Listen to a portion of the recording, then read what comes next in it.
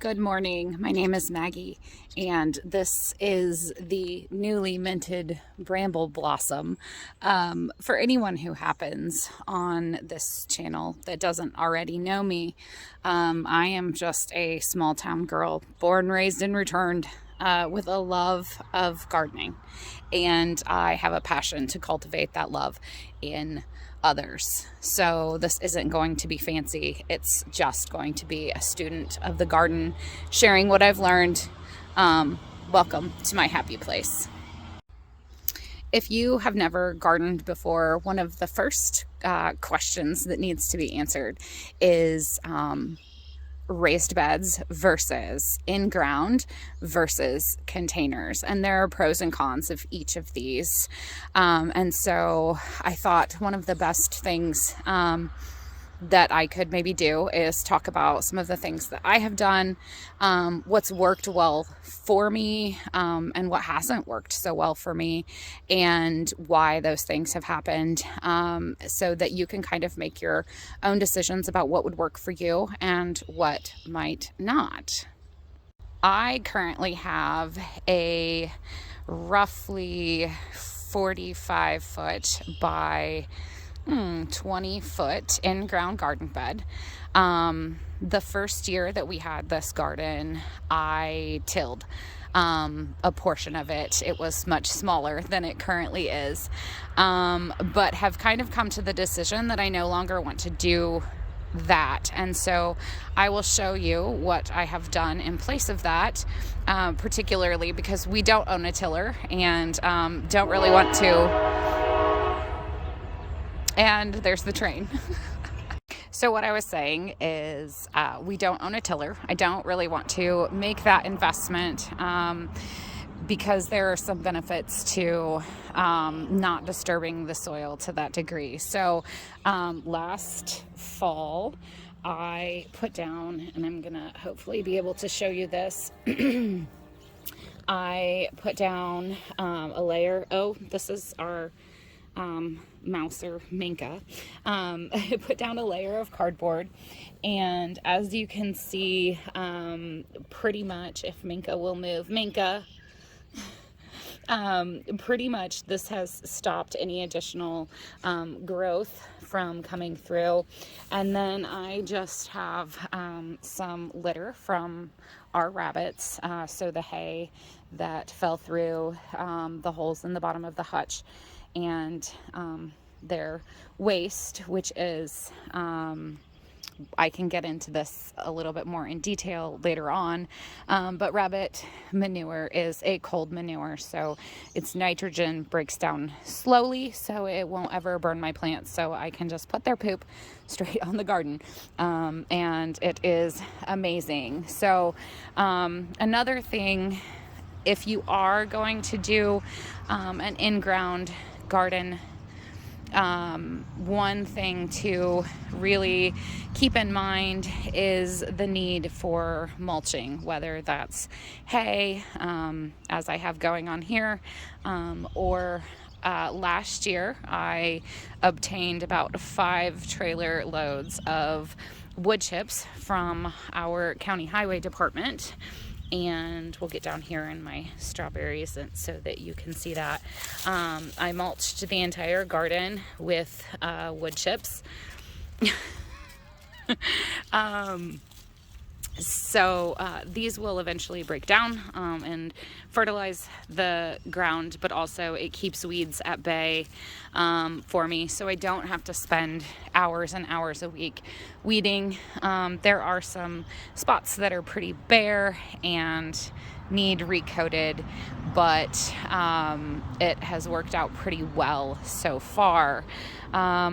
Another thing to kind of keep in mind with that is you will want to, if you choose to go with wood chips, if you can get them, there are a lot of places you can get them for free. So if you choose to go that route, one thing to keep in mind is as the wood chips are initially breaking down, they can rob some nutrients from the top little bit of soil. So you'll want to kind of move those out of the way when you go to put anything in the ground.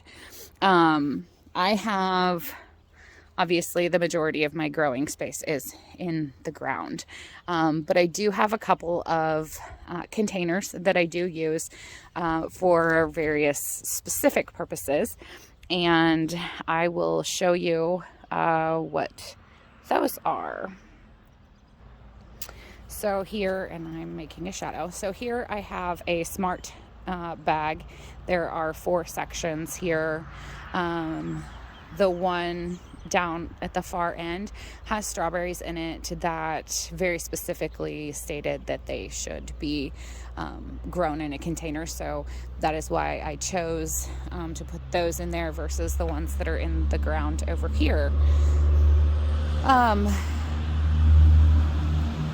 And then last year I had potatoes in these other 3 sections, with the exception of where there's a couple of strawberry plants there.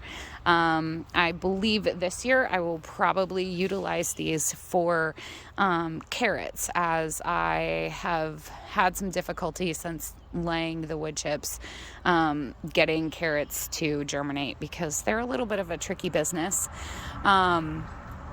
And then over here, and pardon the mess, we tore down a deck and are going to be putting in a patio.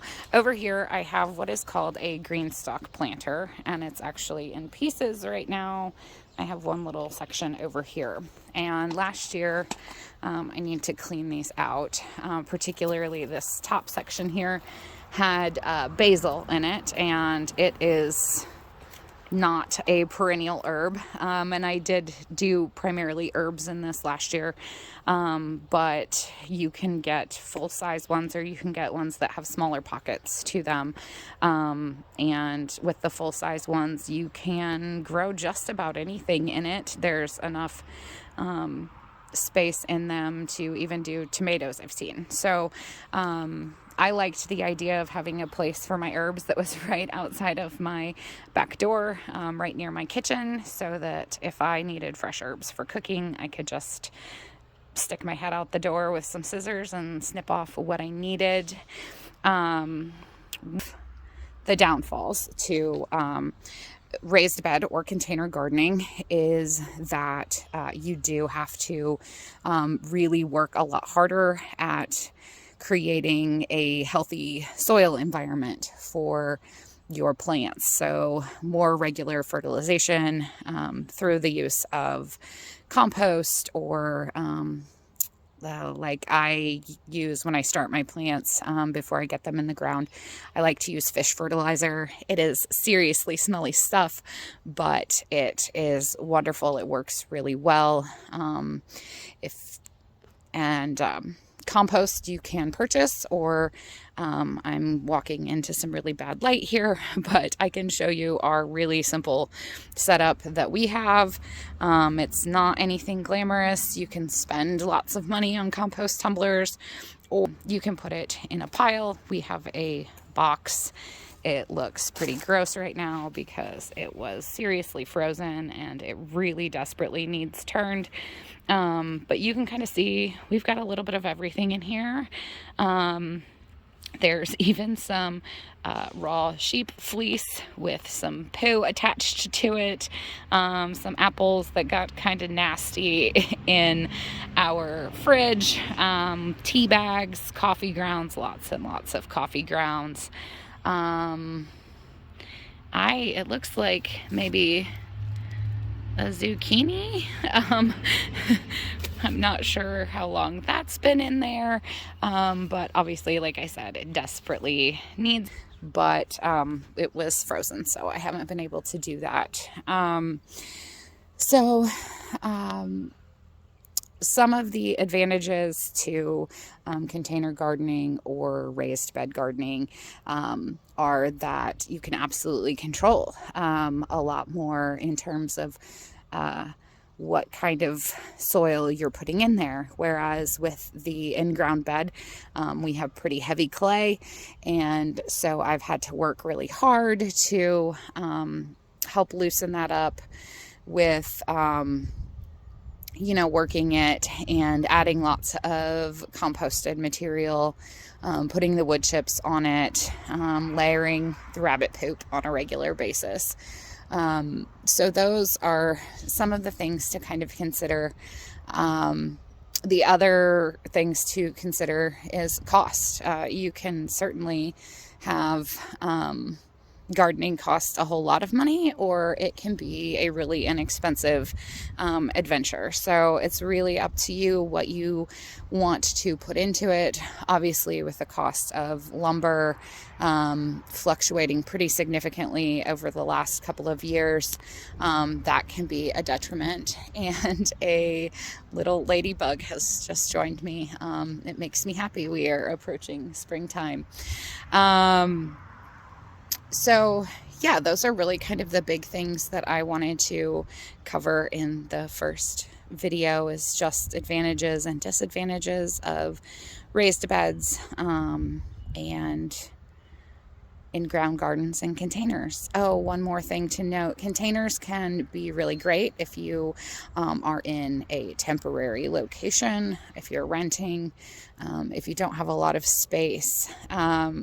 I have seen kiddie pools, those cheap plastic kiddie pools, used for growing strawberries. I have seen 5-gallon buckets used for growing a variety of things. Last year, I actually ran out of space in my in-ground garden and had some additional plants that I wanted to put in. And I actually got some free containers from a local landscaper who had put in, rose bushes or trees or whatever for customers, and had the plastic planters left over, not super high quality, but I picked them up for free and filled them with compost from my compost bin and had free extra space. 5-gallon buckets, you can get those really cheap in a lot of places. You can use those. One important thing to note is if you are using something that was not intended to have things planted in it, we get coffee in like the 3-pound plastic containers, and so you could even use those to grow some smaller things that don't have super giant root systems, like maybe some leafy greens, lettuces, things like that, herbs even. But if you are using something that was not intended to have plants in it and not a planter marketed for that purpose, you will need to put some drainage holes in so that water can come out the bottom that is excess. And that's pretty easy to do depending on the material I use. And I will show you all this eventually. But I just use Dixie cups. Party cups. I use party cups to start my seeds in. And I just stacked a bunch of those together and put a drill bit to them and drilled some holes in them. And so depending on the size of the container and the thickness of the container, you may need to use larger or smaller drill bits. And that's just kind of something you figure out based on the materials that you're working with. So I think that pretty much covers what I wanted to talk about with the raised bed, in-ground bed, and container gardening pros and cons. If you have any additional questions, please let me know. I will do my best to answer them. I still consider myself very much a novice in the garden, though I am avidly in love with it. I am still a student. I will do my best to answer your questions. But thank you for joining me, and yeah, thank you.